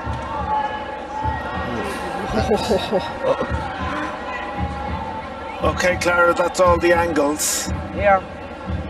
For me, it's not clearly obvious that it's forward. Perfect. Sorry, I can't afford to try. Do you want to check the grounding? Okay, please Okay. check the ground. Thank Okay. you. Clara Monarini in her first Six Nations game being asked to adjudicate on this. Happy that the pass was legit. Well, certainly no reason to not think it was legit. Now she's just got to check that Sarah Byrne finished this off. And I can't see that there's an issue there, can you? Clara, Yes? Was that just a for little bit me, loss of she has control? lost Or am I just control being of the very ball. hopeful? Okay. Forward.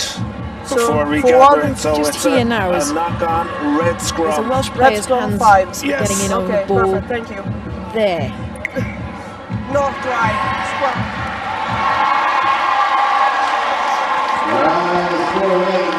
Well, interesting call. Yeah. Quite sure where the ball went forward there, but Sarah Byrne's hat-trick has been denied.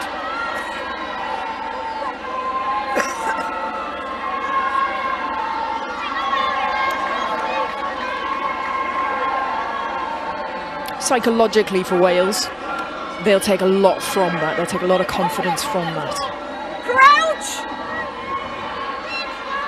Well, Wales get another reprieve courtesy of the officials, as they did in the first half with that breach try, and now the penalty to follow gives them a chance to breathe again. Now this is where you're going to want the more experienced heads in England to just say, calm down. Doesn't matter, calm down, play on. Well, this is where I'm interested to see how the England coaching committee look at, do you bring on a Sarah Hunter with all the experience, especially up front, to just settle and focus the team. We'll see now, well, that's Hannah Bottoman and Shauna Brown coming into the front row. So Byrne is not going to get a hat-trick. She is going to be chomping at that. She will not be a happy bunny, but she has put in a very, very impressive performance nonetheless.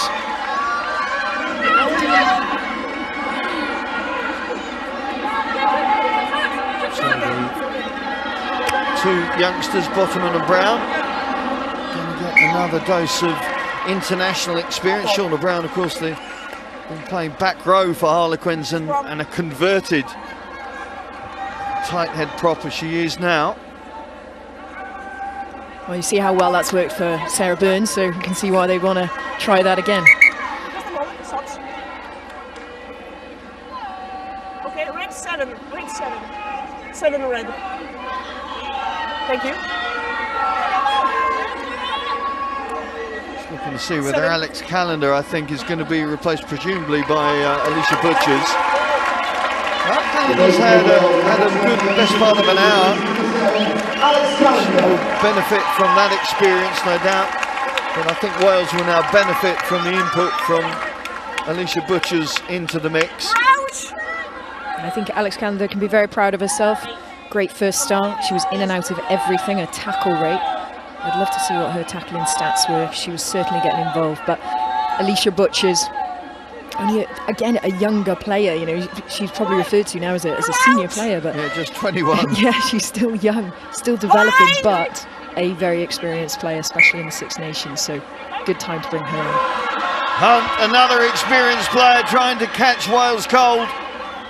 No way through for Dow. Stay red. England Sensing an opportunity, Bottoman on the burst. England knocking at the door once again. Wales have kept them away from trouble since the break, but the alarm bell's beginning to ring now in the Welsh camp.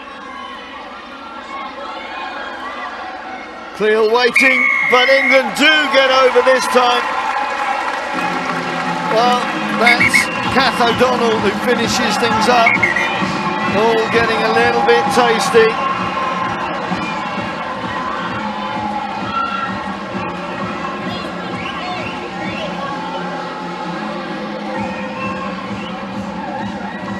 Well, the officials are going to have to confirm this one as well. They're going to go upstairs. The England girls are running back because they can't see anything wrong with that score. For me, the grounding was good. Please check. Checking now. Checking the grounding is the call from the referee.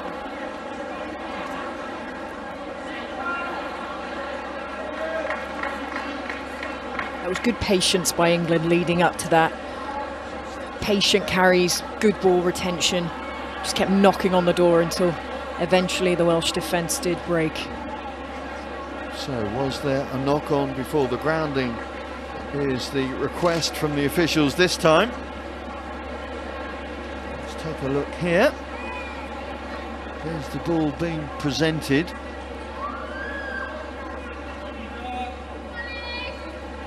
From that angle, O'Donnell seems to pick it up cleanly.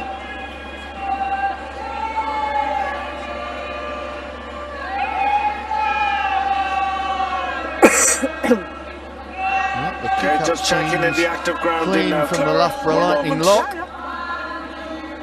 There's the grounding. Well, difficult to see through that angle.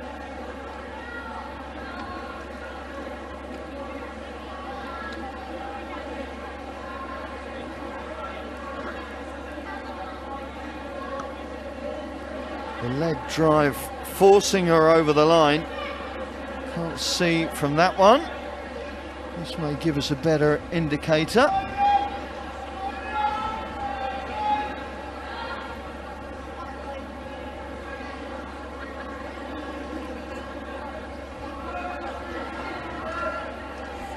Here's that final thrust. Ooh. CSI Cardiff may have to come up with something there.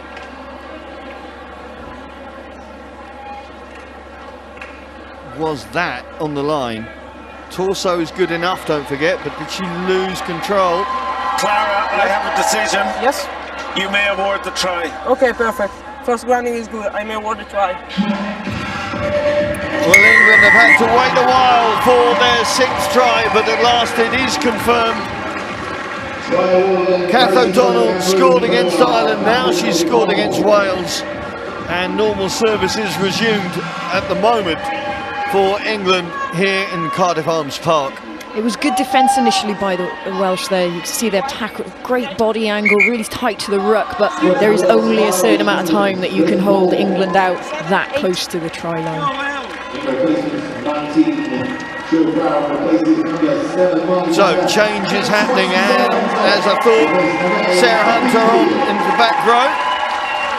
And it looks like Joe Brown is going to join Amani Packer and Poppy Cleal.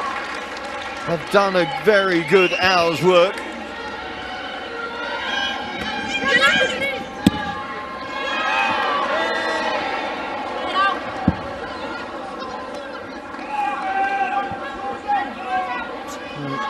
Natasha Hunt, as most scrum halves, just not ever totally happy with what's going on. Rugby World Cup winner, of course, back from 2014, now playing with Susie Appleby in the Gloucester Hartpury squad. Plenty of those on view today on both sides. Appleby, of course, herself a renowned halfback. Back in her playing days, that is a huge tackle. Daly McLean, I think, was the final jailer on that one. And Breach able to get up hard and fast into Jasmine Joyce, forcing Wales back towards halfway.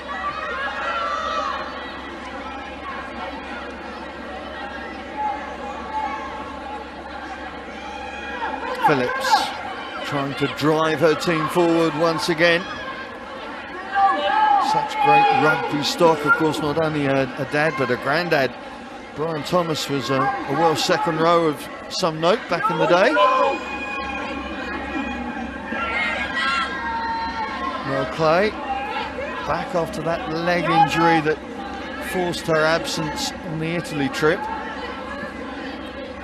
Great to see Mel Clay back involved. You know, actually, since her first start in the Six Nations, she had started every game since that first start. The only time she missed was the other week due to an injury. Really consistent performer for Wales. Hunt to Scott.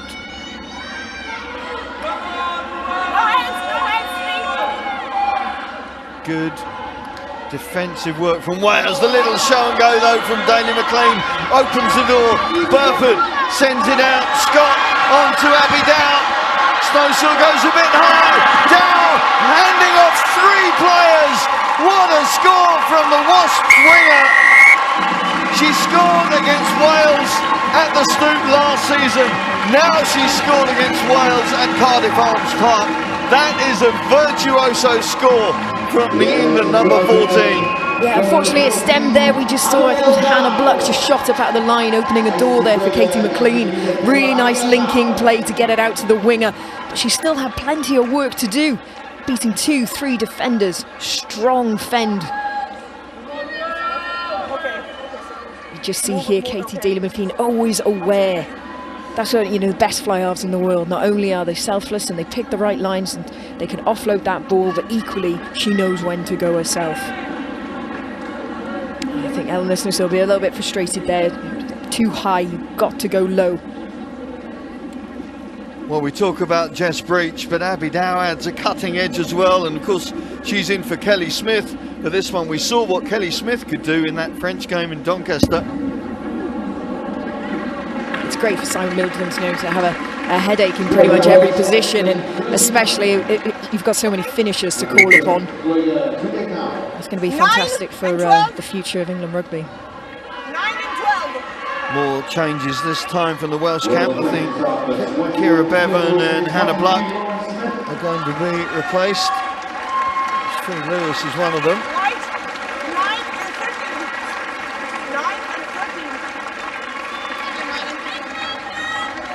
The other side, well, it's going to be 9 and 13. So Burford and Hunt have done their lot for today. It's going to be a quarter of an hour for Claudia MacDonald to make the most of. And Caris Williams.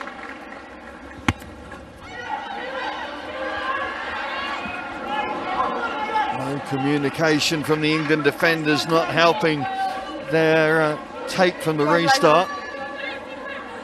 Great line speed by Mel Clay there, going right up into their faces. I think that's probably where the miscatch came from. I think the England player there just caught a glimpse of a flash of red, was sprinting towards her, potentially took her eye off the ball for a second.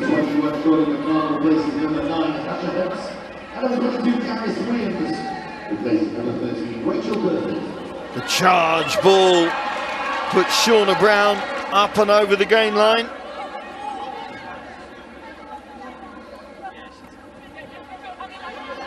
Hunter trying to get that leg drive going. McDonald, pass a little high, but rescued by O'Donnell. Thank you.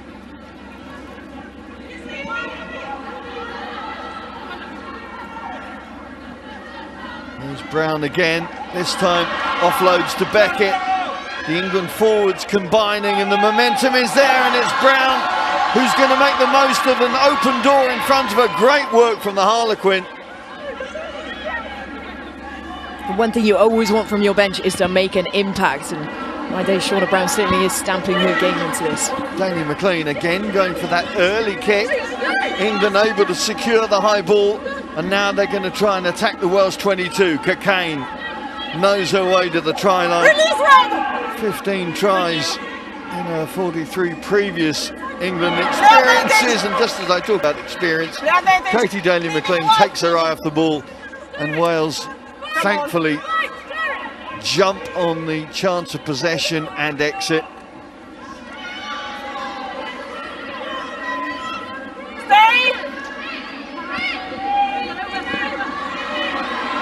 Phillips.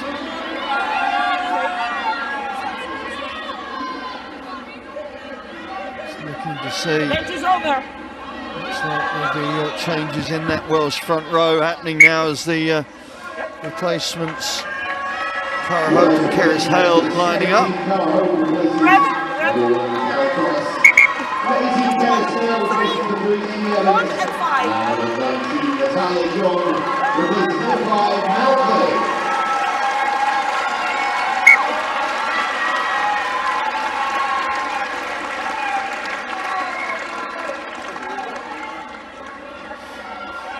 England now looking to get things going with their replacements on. There's one of the original starters, Zoe Harrison. Perfect, thank you. McDonald gets the call from Hunter, presumably retaking over captaincy role as well. Daly McLean. Keris Williams earning her 4th cap this afternoon.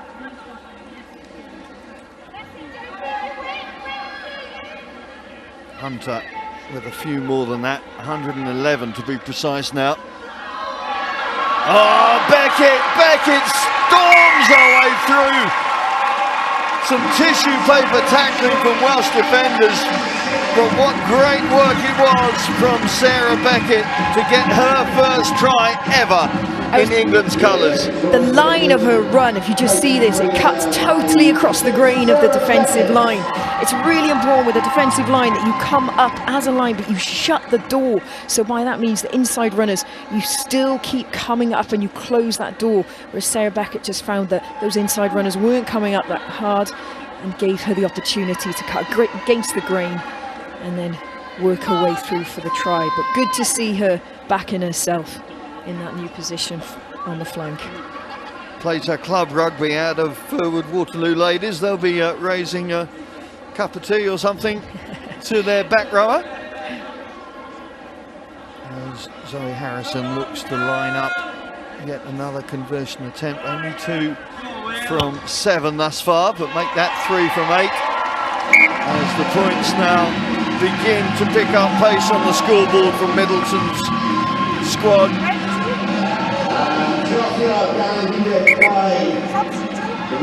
Here you just see that line completely cut against the grain. Fortunately, one soft tackle, and like I said, just that inside defensive line for Wales needs to keep pushing up, shut down any inside options. 10 minutes to go, and the Welsh skipper leaves the pitch, giving Kelsey Jones a rare opportunity, another Gloucester Hartbury player. And the bottom won't want to see that one again. No chance of saying sun in the eyes. What's the call going to be though? Just looking to see who's taking over captaincy now. Scrum, thank you. Scrum. Who would be your call for captain? Beth Lewis, Well, Robin Wilkins? I believe that they have co-vice captaincy in Beth Lewis and Hannah Jones. So kind of sharing that role.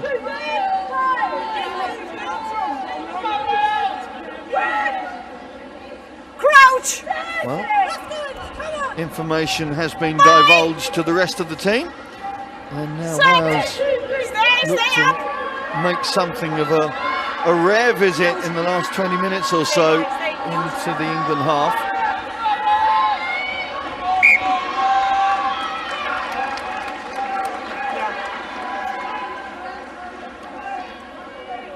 Red Scrum.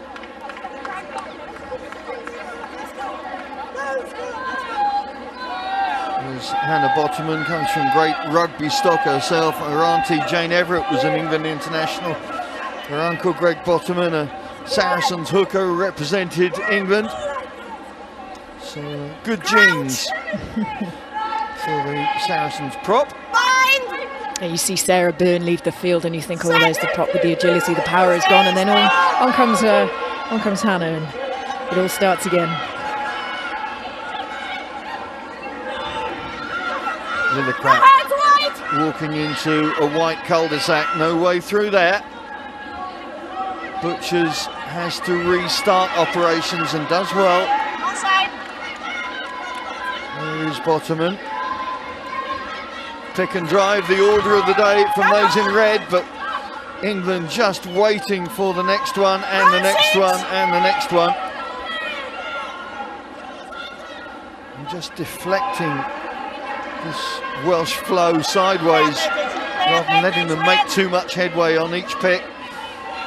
See the work there, Kath O'Donnell played every minute so far of this Six Nations campaign. It's quite something for a forward. That defence, what that does for England by just frustrating the Welsh there. They can't get any go forward, which means that the England backs are just lined up ready and waiting to bring on such line speed when the ball does come out for the Welsh back line. So they really are managing to stifle the Welsh attack quite well here. Penalty call goes against Joe Brown, which gives Snowsill a chance to try and set up an attacking line-out. Now pressure on Kelsey Jones. I think this is her first line-out since she's come on. Yeah, but I know Kelsey Jones has been absolutely chomping at the bit to get her game time to show what she can do. Again, you know, we talk about you know, the new breed of front rowers. Kelsey Jones, again, she's had a stint with the Welsh Sevens. You know, she is an agile, fit, powerful player. So an exciting player to be developed here in Wales. Talking of Sevens, there's Vicky Fleetwood, water carrier today. There she is, back on in fitness, hopefully going to be available for the Italian game, she told me pre-match. Abby Scott just struggling to seemingly finish this one off. No more forward replacements available on the bench. Big Quinn, second rower, just consulting with the medical team. Thankfully fit and able to return. Are you okay? On the line, White. White on the line. Thank you. Thank you. Very long.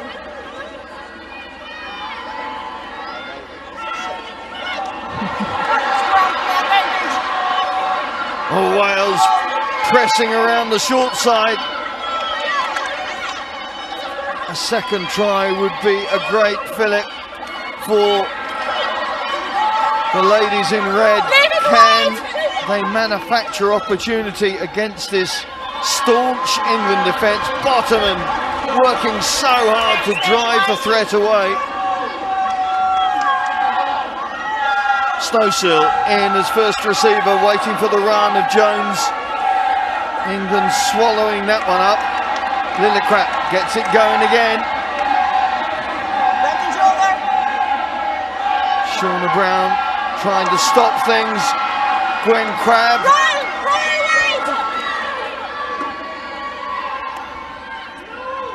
Butchers. No way through there. England just waiting and hitting. There's the two replacement props working in duet to really make sure there was no drive. Look at the drive of Sarah Hunter there in defence. It's fantastic ball retention by Wales. We're going into now the 12th phase, but equally that England defence is so strong. They're holding Wales back. Kelsey Jones finding no way through. Counter ruck comes in to Joe Brown, and England in control defensively. Very much in control, not being sucked in at all, which is really what the Welsh forwards are trying to do here. Carry in hard, suck in defenders, try and create some space out wide for the backs. Wales testing out this England defence in the last 5 minutes of this game. Now it's released. Snowsill goes back into the heavy traffic though. There ain't going to be no way through there. Butchers takes control of the situation again. Good work from O'Donnell and Bottoman.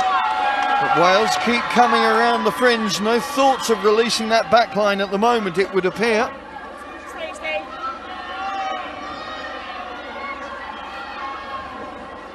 But beginning to make just a few inches at a time. Another pick, another drive. They can smell the whitewash from there. Can they get the ball over it? Oh, and the Bottomans there, but has the ball dropped underneath her? Referee says play on. Daly McLean stopping Jones again. Kelsey Jones, the replacement hooker. Who's finished it off? Who's standing up to take the plaudits? Wales have got the second try. This crowd rejoices. Well, they've done it. And there it is, that is Cerys Hales going to be taking the claim for that try. Great patience by Wales. I mean, they were just coming up against a shut door time after time after time. Patience there. And the skill set to be able to keep that ball. No penalties, no infringements. They kept that ball tight. And it was a pick from Cerys Hale. I'm not sure whether we're going to be able to pick it out under all those bodies. Well, talk about patience. Cerys Hale has had to wait till her 20th cap to get her first try for Wales. A special moment for the Gloucester Hartbury prop.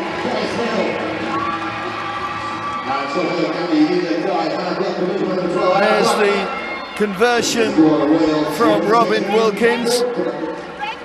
Well, a little bit of feel-good at the end of each half for the hosts. That will make an enormous difference when they go up to Glasgow on Friday week for that game against Scotland.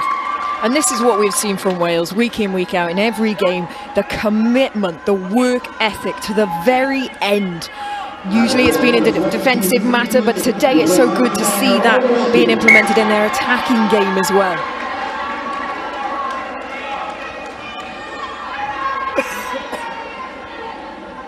Well, all the benches now being emptied to get valuable experience from both sides, both camps. There is our player of the match. Well, Sarah Byrne has shown ridiculous, and I mean insane, talent for a tight head prop, scoring tries that centres would be proud of, and deservedly the Bristol Bears prop gets the player of the match for this game. And it's that work rate as well, isn't it? Yep. She's not just looking to secure the ball on the ground. She's not just doing the set piece right. She wants to get around the park and contribute in every single aspect. And still only 22 years of age. It's brilliant. It's great. So much more to come from her, no doubt, on the international stage. Is there any more to come from Wales before we get to the full-time whistle here?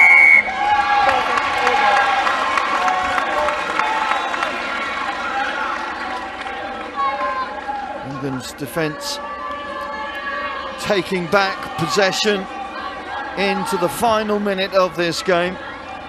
No surprise to the scoreboard in many ways in terms of England running in all those tries, but Wales getting 2 scores against the champions-elect, if I can say that, will be big plus for Roman Phillips and his coaching crew. I think after the defensive effort, England's second half against France, they were a bit frustrated. They expected more for themselves. I dare say their goal was probably to keep Wales 2-0. So I think that's credit where credit's due to Wales for getting those tries on the board.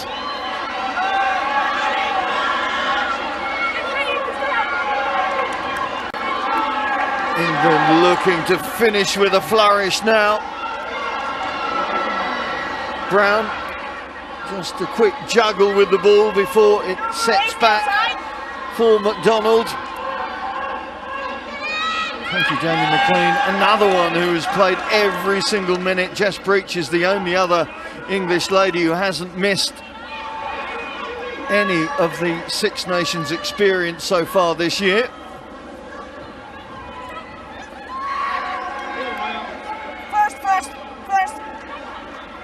Ball coming out. Scott Beckett. Daly McLean tries to swerve her way back into the fast lane towards the try line. Hunter.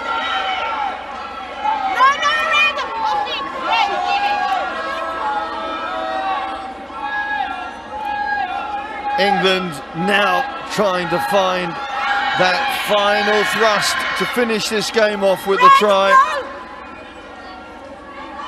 The clock's in the red. England looking to finish. And it's Katie Daly-McLean with the 9th try for the visitors. And England will continue that march towards another Grand Slam. Great footwork there by Katie Daly-McLean. Knew where the space was, created it for herself really, and exposed the Welsh back line. You can't fault Wales, the defensive effort, the defensive shift that they've had to put in this game. There's going to be some tired and battered bodies out there. Unfortunately, it just broke at the last minute, but well created and well deserved try for England to finish off the game.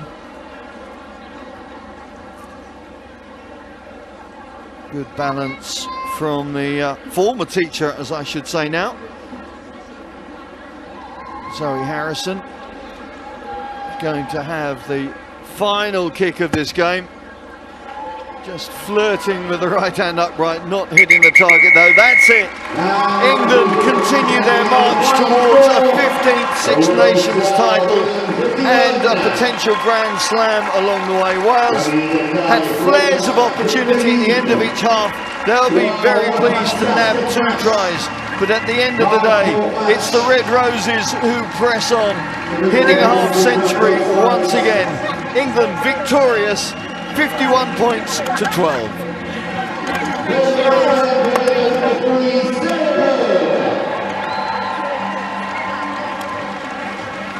Well, big smiles in the England camp. No surprise with the outcome, but both sides will take plenty of positives from this, Philippa. Sarah, many I think England will be happy with their individuals. Take me through the game, kind of a superb victory on your behalf. Thank you very much. It was a tough game. We know Wales are going to come out for a fight, and they definitely gave it to us. I think we just luckily managed to pick them off and kind of get in with our with running up front and just our dominance in a breakdown. It was a quick start, a couple of tries in the first 5 minutes. How important was it to get kind of this Welsh crowd quiet from the off? It's always important, especially after the 2 losses we've had this weekend already. So we wanted to come here and we wanted to be like, we're ready to back England and hopefully bring the win. Yeah, was there pressure thinking kind of a potential whitewash kind of England against Wales? Yeah, I guess a little bit, but we always focus on ourselves. You know, it's a different tournament, different type of different players, so we have to make sure that we take every game and we kind of just keep ourselves to ourselves. Many congratulations, you have been awarded Player of the Match. I have to ask you about your sidestep. Have you been practicing that? Yeah, I've been practicing with dress boots. I think my back row days came out a bit today. I love running in space, and I didn't really get a chance to do that much, so I think it just came out. Two tries, not far from a hat-trick either. I know, I would have been my first hat-trick ever, so I was a little bit gutted when it got disallowed, but you know, next week. 3 wins on the bounce now for England, looking for that Grand Slam. Maybe starting to allow yourself to think about it? I think every team will be looking for a Grand Slam. Italy had a really good game yesterday, so we don't know. Hopefully we want that, but we never know. We've got to take each game as it comes. Sarah, many congratulations. Thank you very much, and all the best. Thank you. Well, as she did in the match, Sarah Byrne breaking through your thought line, Philippa. It has been big pluses for both sides in very different ways, of course. Yeah, I think England will be impressed with their individuals that have really shone through today, taken their opportunities. I do think that Simon Milton's going to want a bit more consistency from their defence, but again, that's a work on. For Wales, just to see them scoring, to see that first try, how clinical that was, how they can piece things together, that is fantastic, and they're going to take a lot of confidence from that. Defensive work rate, again, you can't fault it. Maybe some one-on-one tackling is going to be the order of training for the next week, but still, to score against England, to get that result, they will be pleased with that.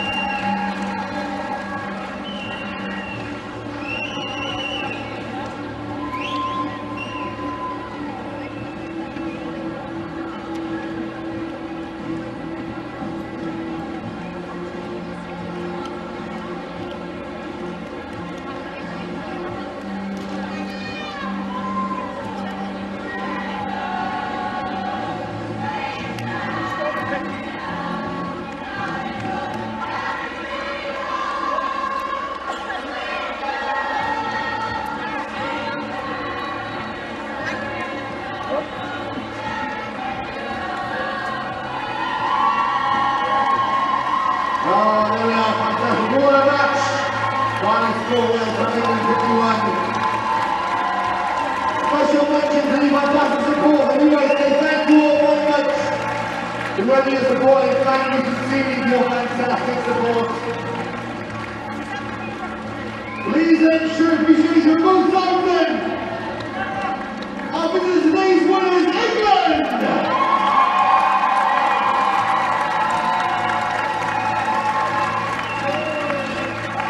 And finally, the home team, your team, Rugby Wales!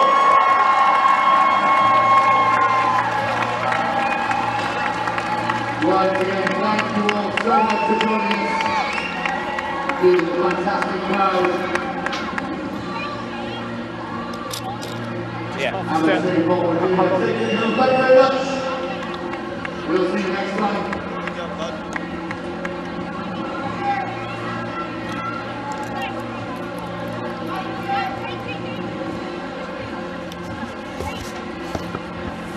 Mic check.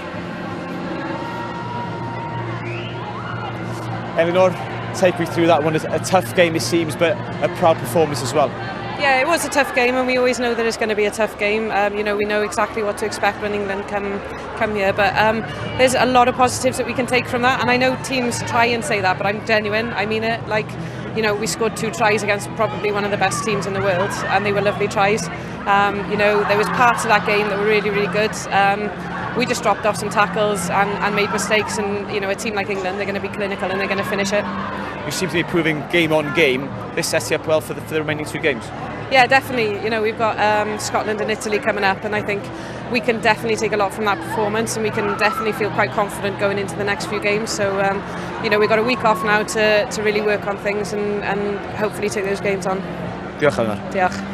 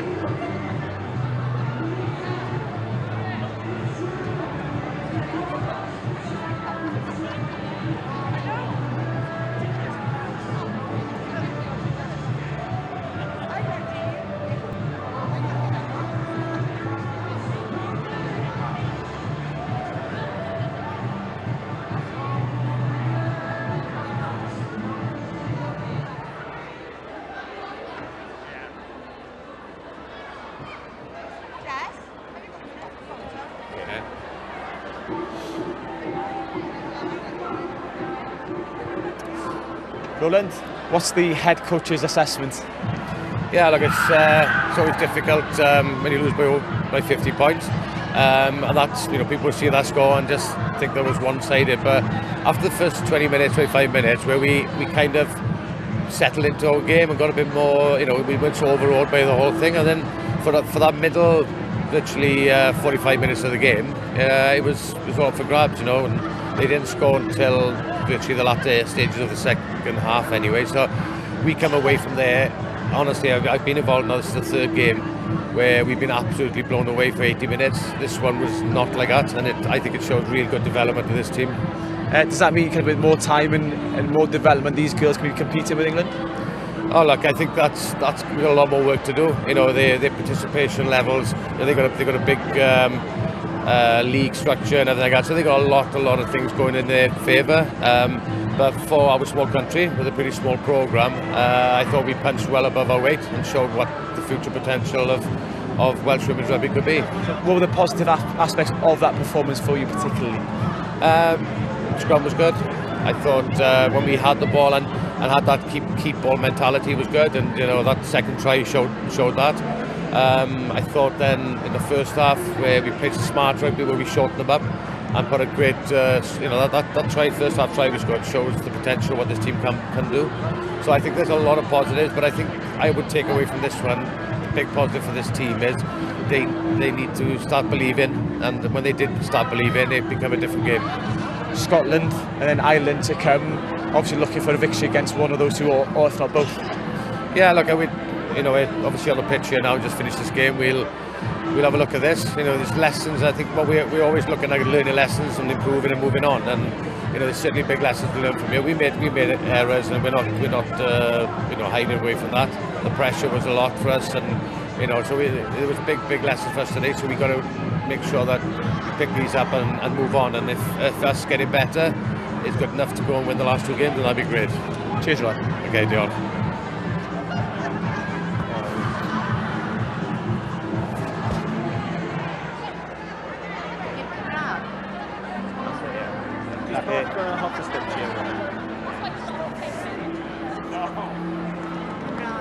Hapus boys, Roland, beth di asesiad y prif hyfforddwr ar hwnna? Obviously mae'n bach yn siomedig nawr ar ôl y colli gêm, ond mae trydydd waith wedi bod gyda tîm Cymru erbyn Lloegr, gyda merched. Heddi o'n i wedi wario lot mwy well. Mae'n lot mwy o gêm. Dwi'n meddwl ar ôl 20 munud mae merched dachrau credu gallu wneud beth allan y gêm yma, fel gyda'r taclo, gyda'r gwaith, gyda'r pel, a ar ôl beth i hanner awr, 20 munud hanner awr, dechreuon ni credu mwy, i fi, gallu ni hanner awr wedyn o gallu rhywun wedi cael sgôr. Ac o'n neis, dwi'n siŵr, cael y ddau gais yna. Dwi'n meddwl, y doi gêm diwethaf sy'n gallu ni'n cael sy'n gwbl. So mae'n un gred, ond y ffordd gallu ni'n cael sy'n in tîm a dda hefyd, gyda'r cais gynta wedi wario fyr